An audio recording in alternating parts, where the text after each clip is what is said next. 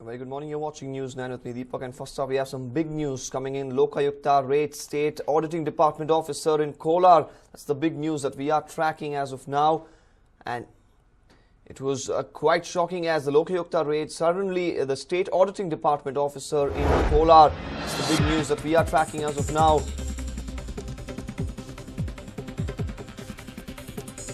Well, accounts officer Jagdish accused of amassing huge assets illegally. And the Lokayukta raid headed by Lokayukta SP Subramanya. Lokayukta raid State Auditing Department officer in Kolar. That's the big news that we are tracking. The accounts officer Jagdish has been accused of amassing huge assets illegally. And for more on this, I'm joined by my colleague Arun Sundaram. Well, Arun, what do we know about this particular officer? That's right. Deepak, early morning shocker coming in from Kolar, where the Lokayukta, as you rightly pointed out, have raided the residence of this particular person called Jagdish. Now, he, believe it or not, was working for the State Audit Department, and he was working as an accounts officer. So perhaps he had much more than what was accountable as his known source of income, and that suspicion led to the raid. In fact, he also had served as a commissioner of the Kolar municipality. So the Lokayukta police, under the leadership of SP Subramanya, have raided his residence. The raids are on as we speak. It will take a bit of time before a clearer picture emerges, because remember, they will not only raid his residence but perhaps also office and residence of his kith and kin, because usually there is a suspicion that the money or illegally procured assets are stashed away in the house of friends and relatives. So you could expect this to go on for some more time before a clearer picture emerges, Deepak. Well, Arun, was this raid based on a tip-off, and do we have any information on any kind of assets that have been seized? The assets are still being looked into. Remember, it takes a bit of time, as I said earlier. And obviously, in this particular case, there must have again been a tip-off, because usually these are anonymous calls or perhaps letters which are delivered to the Lokayukta. And based on these letters and the investigation that it carries on, the Lokayukta is able to zero in on those corrupt officials.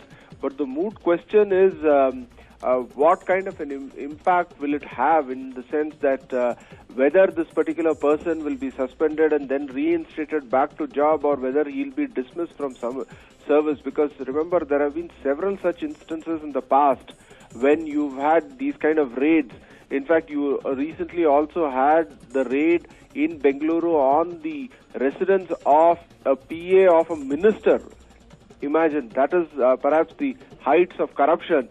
But post that raid, we have heard nothing as to what exactly has happened, whether the person has been let off the hook through orders from high places, or whether he's been thrown out of job, etc. So clearly, while there is a lot of hope and anticipation that raids will lead to netting of these corrupt netas, usually what happens is post the raid, things kind of cool off and it's back to normalcy, Deepak.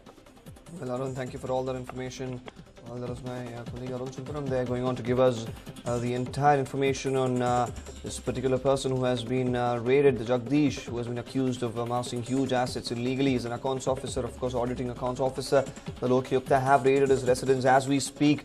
The raids are on. We'll have to wait and watch what exactly comes out of this raid and how much of his assets have been acquired illegally or not. Now, all this information will be out very soon once the raid has completed.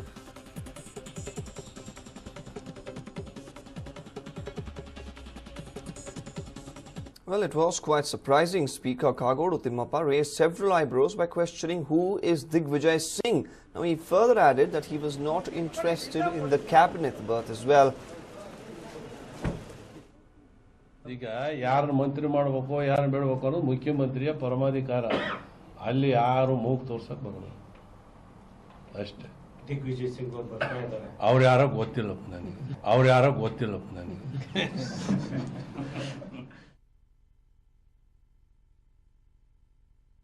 ಈಗ ಯಾರನ್ನ ಮಂತ್ರಿ ಮಾಡಬೇಕು ಯಾರನ್ನ ಬಿಡಬೇಕು ಅನ್ನೋದು ಮುಖ್ಯಮಂತ್ರಿಯ ಪರಮಾಧಿಕಾರ.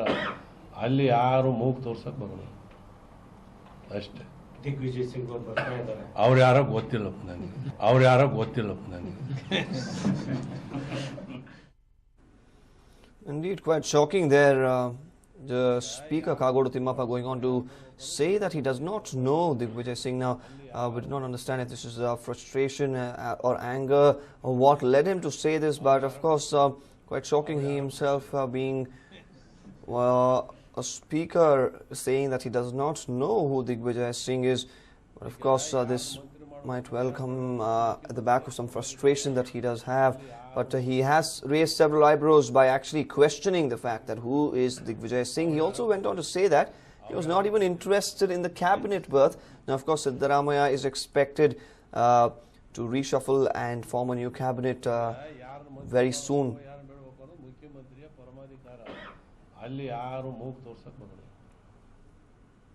Well, moving on, are you used to pressing the horn every time you're stuck in traffic? Are you tired of people who always do this in Bengaluru busy roads?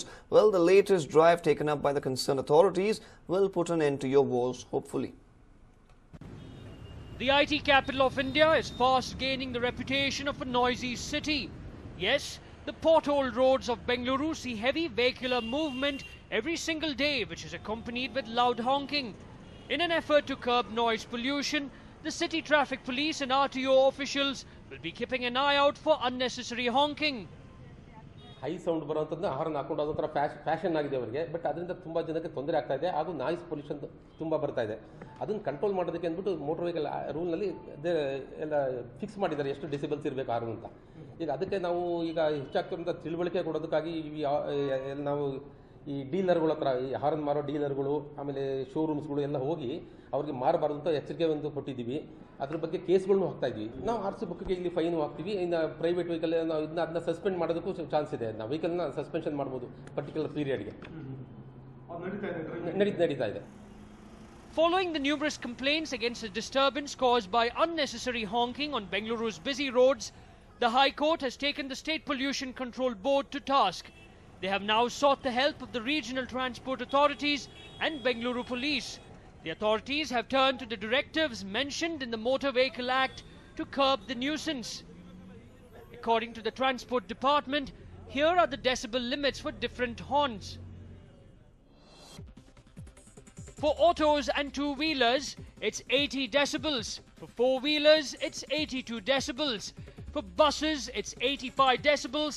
And finally, for heavy transport vehicles, it's 91 decibels. The authorities have discovered that most of the vehicles they have seized were found to be fixed with modified horns, which exceed the decibel limits set forth by the Transport Department. They have now come forward to take strict action against the owners of such vehicles, and this includes levying exorbitant fines and might even lead to suspension of their RC.